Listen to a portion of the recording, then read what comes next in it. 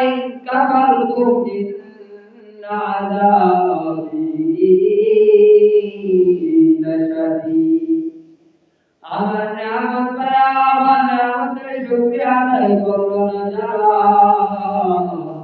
আমি মাওলা ওদের থেকে আমার নিয়ামত ফিরিয়ে নেই আমার নিয়ামত ফিরিয়ে নেই শেষ নয় আমার নিয়ামত ফিরিয়ে নেই নষ্ট করে নাই যারা আমি মাওলার নিয়ামত পায় আমি মাওলার নিয়ামতের শুকরিয়া আদায় করলো না আমি মাওলা ওদের থেকে আমার নিয়ামত ফিরিয়ে নেই আমি মাওলা ওদেরকে যে পরিমাণ নিয়ামত দিয়েছিলাম এই নিয়ামতের পরিবর্তে ওদের আমলনামায় গুনাহ দিয়ে দেই তো ভাই আমার মালিকের নিয়ামতের শুকরিয়া যথাযথভাবে আদায় করা দরকার প্রত্যেকটা নিয়ামতের শুকরিয়া আদায় করা দরকার আমার মালিকের দরবারে প্রতিনিয়ত আমাদের সৎকার করা দরকার আমরা যে প্রতিনিয়ত আমার মালিকের নিয়ামত ভোগ করতেছি আমার মালিকের নিয়ামতগুলো আমরা যে প্রতিনিয়ত ভোগ করতেছি এই নিয়ামত যে ভোগ করতেছি এর পরিণতি আমরা কি দিতেছি এই নিয়ামতের জন্য আমরা কি দিতেছি তাকে দুনিয়ার ভিতরে কোনো দোকান থেকে কিছু কিনতে গেলে দুনিয়ার দোকান থেকে কোনো সদাই আনতে গেলে টাকা দেওয়া লাগে কোনো মানুষ থেকে গরু ছাগল ক্রয় করতে গেলে তাকে টাকা পয়সা দিতে হয় জমি জমা নিতে গেলে টাকা পয়সা দিতে হয় দুনিয়ার মানুষের যেগুলো উপকারিতা ভোগ করতে হলে তাকে বিনিময় দিতে হয় আমরা যে প্রতিনিয়ত আমার মালিকের এই নিয়ামতগুলো আমার মালিকের নিয়ামত আমরা যে প্রতিনিয়ত ভোগ করতেছি এর বিনিময় আমরা মালিককে কি দিতেছি আমরা যে প্রতিদিন বিশুদ্ধ বাতাস আমরা যে ভোগ করতেছি এই বাতাসের বিনিময়ে আমরা কত টাকা দিতেছি আমরা প্রতিদিন যে অঢালা পানি ব্যবহার করতেছি পানির বিনিময়ে আমরা কত টাকা দিতেছি আমরা যে প্রতিনিয়ত আগুন ব্যবহার করতেছি এই আগুনের বিনিময়ে আমরা কত টাকা দিতেছি আমরা যে প্রতিদিন খাবার খাইতেছি আমরা প্রতিদিন যে খাবারগুলো খাইতেছি এই খাবার কার তরফ থেকে আসতেছে টাকা পয়সা দ্বারা খাবার সংগ্রহ করা যায় না যদি আমার মালিক না দেয় আমাদেরকে খাওয়ায় কে যদি আমার মালিক আমাদেরকে রিজিক না দেয় আমাদের এমন কোন শক্তি নাই আমাদের এমন কোন শক্তি নাই যে আমরা খাবার খাবো আমার মালিক যদি আমাদেরকে হাওয়া বাতাস না দেয় আমাদের এমন শক্তি নাই যে আমরা হাওয়া বাতাস ভোগ করবো আমার মালিক যদি চায় তোমাকে আমাকে 1 মিনিটের ভিতরে বিছানায় পড়ে রাখতে পারে আমার মালিক চাইলে আপনাকে আমাকে 1 নিমিষে শেষ করে দিতে পারে ভাই যে দুনিয়ার জন্য তুমি পাগল যে দুনিয়ার জন্য তুমি পাগল হয়েছো রে ভাই দুনিয়া তোমাকে খাওয়ায় না তুমি যে দুনিয়ার জন্য পাগল এই দুনিয়া তোমাকে পড়ায় না তুমি যে দুনিয়ার ভিতরে আছো এই দুনিয়া তোমাকে জান্নাত পর্যন্ত নিয়ে যাইবে না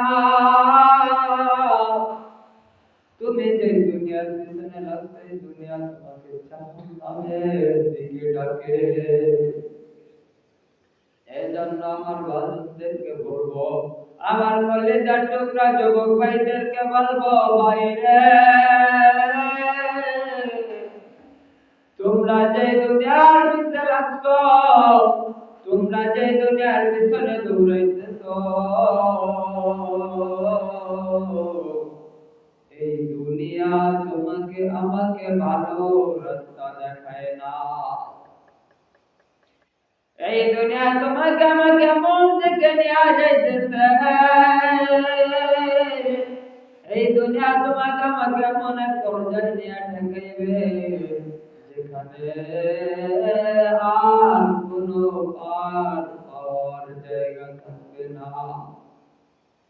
এই জন্য ভাই, যারা ওই মালিকের দরবারে সম্মানী হইতে, মালিকের দরবারে গ্রহণযোগ্য হইতে, তাহাদের জীবনের দিকে তাকায় দেখো, তাহাদের জীবনের দিকে তাকায় দেখো, তাহাদের জিন্দেগির ভিতরে দুনিয়ার কোনো ভালোবাসা ছিল না, দুনিয়ার কোনো মহাব্বত ছিল না তাদের ভিতরে। ওই আল্লাহওয়ালাদের দিকে তাকায় দেখো, তাদের ভিতরে দুনিয়ার মহব্বত আর দুনিয়ার ভালোবাসা ছিল না। তাদের ধান্দা ছিল না দুনিয়াতে বড় বাড়ি ঘর করা, তাদের ধান্দা ছিল না দুনিয়াতে গাড়ির মালিক হওয়ার, তাদের ধান্দা ছিল না দুনিয়াতে বড় কোম্পানির মালিক হওয়ার। তাদের একমাত্র উদ্দেশ্য ছিল ওই মালিকের রাজি খুশি। ঠিক কিনা? যদি দুনিয়ার মহব্বত তাদের ভিতরে থাকতো, তারা এই পর্যন্ত আসতে পারতো না। আমার মালিক বলে, যাদের অন্তরে, যাদের দিলে বিন্দু পরিমাণ দুনিয়ার মহব্বত আছে, বিন্দু পরিমাণ দুনিয়ার ভালোবাসা আছে, ওদের কোনো নেক আমল গ্রহণযোগ্য না। কেননা এই দুনিয়ার মহব্বত আর দুনিয়ার ভালোবাসা সমস্ত নেক আমলকে ধ্বংস করে দেয়। আমরা যেরকম নামাজ আদায় করি একমাত্র মালিকের সন্তুষ্টির জন্য, যদি এই নামাজ মালিকের সন্তুষ্টির জন্য আদায় করি, এই নামাজের মধ্যে আমরা কিভাবে দুনিয়া নিয়ে ভাবি, আমরা এই দুনিয়ায় নামাজের ভিতরে কিভাবে দুনিয়া নেওয়া ভাবি, আমরা এই নামাজের ভিতরে কি করে আমাদের ব্যবসা নেওয়া ভাবি, আমরা এই নামাজের ভিতরে কি করে আমরা ব্যক্তিগত আমাদের সংসার দিয়ে ভাবি। এজন্য ভাই, যদি আখিরাত পেতে চাও, যদি ভাই আখিরাতকে পেতে চাও, এই দুনিয়ার মহব্বত, দুনিয়ার ভালোবাসা ত্যাগ করতে হবে। আর যদি এই দুনিয়ার মহব্বত আর ভালোবাসা থাকে তোমার দিলে, তবে কোন পর্যায়ে তোমার নেক আমল করা সম্ভব হবে না। এজন্য দুনিয়ার ভিতরে নিজের জীবনটাকে এমন ভাবে গড়তে হবে, দুনিয়ার ভিতরে নিজের জীবনটাকে এমন ভাবে গড়তে হবে, সকল স্থানে নিজেকে গ্রহণযোগ্য বানাইতে হবে। যদি ভাই নিজের জীবনটাকে গ্রহণযোগ্য বানাইতে পারো, তুমি আর আমি সকল কাম, তুমি আর আমি সকল কাম, তোমার আমার জীবন, তোমার আমার জীবন হবে সফল। আর যদি এই জীবনটাকে গ্রহণযোগ্য না বানাইতে পারো, এই জীবনটা যদি এই দুনিয়ার পিছনে ব্যয় করে দাও রে ভাই, ওই পরকালে তোমার আমার জন্য জাহান্নাম রেডি, তোমার আমার জন্য পরকালে জাহান্নামের আগুন,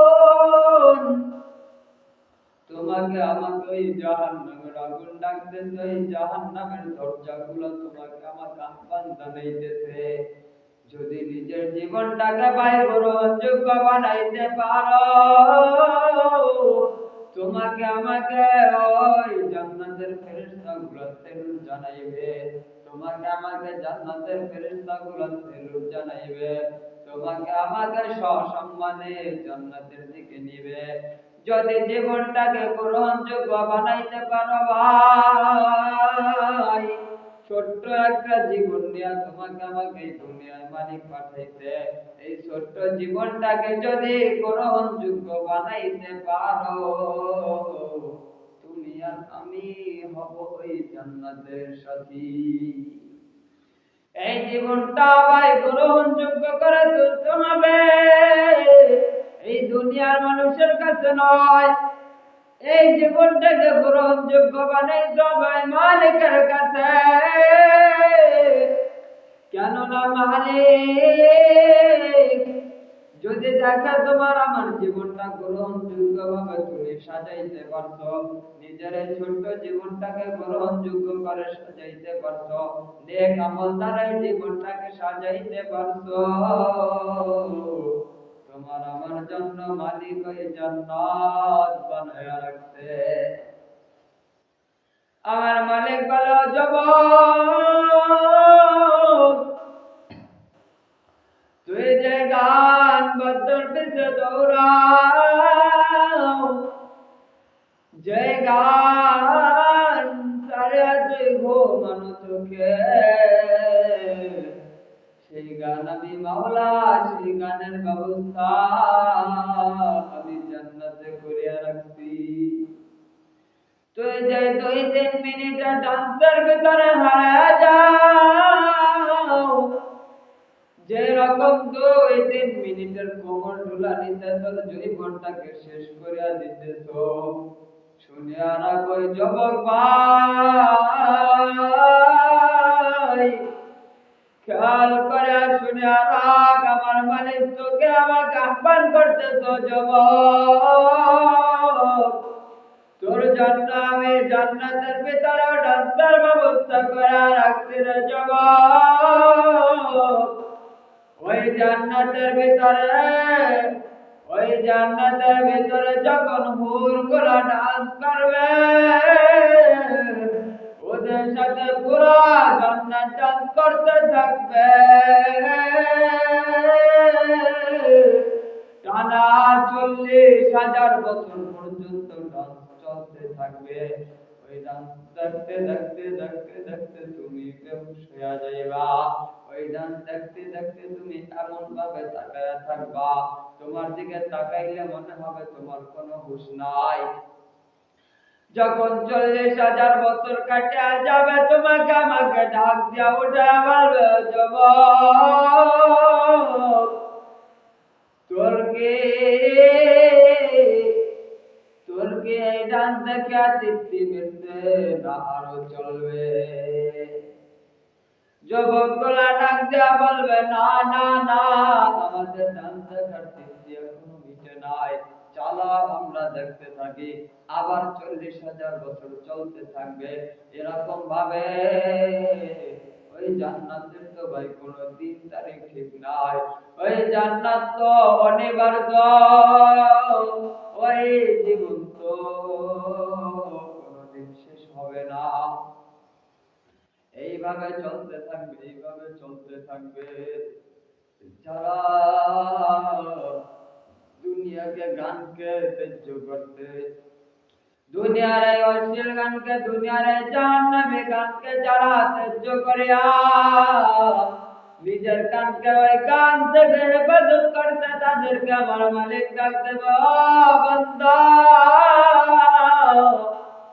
তোরা কয় যারা দুনিয়ার ভিতরে গান থেকে বিরত রইছ, যারা দুনিয়ার ভিতরে অশ্লীল গান থেকে বিরত রইছ, তোরা কয় সবাই আয় আয় আয়, তোদেরকে দাউদ আলাইহিস সালামের কণ্ঠে গান শোনাবো রে যুবক। যেই দাউদ আলাইহিস সালামের কণ্ঠে,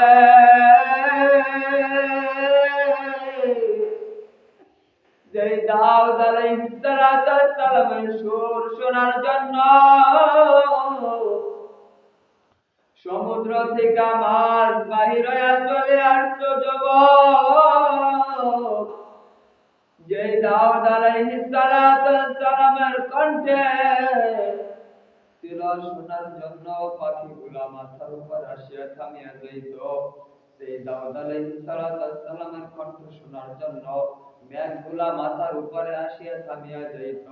সেই দাউদ আলাইহিস সালামের কণ্ঠ শুনিয়া পাহাড়গুলা গাছগুলা ডান্স করতে থাকতো।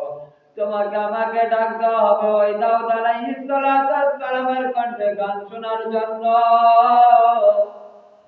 সবাই একত্রিত হবে। এরপরে দাউদ আলাইহিস সালামের কণ্ঠে তোমাকে আমাকে গান শোনানো হবে। যখন এরকম 40,000 বছর পর্যন্ত গান চলতে থাকবে।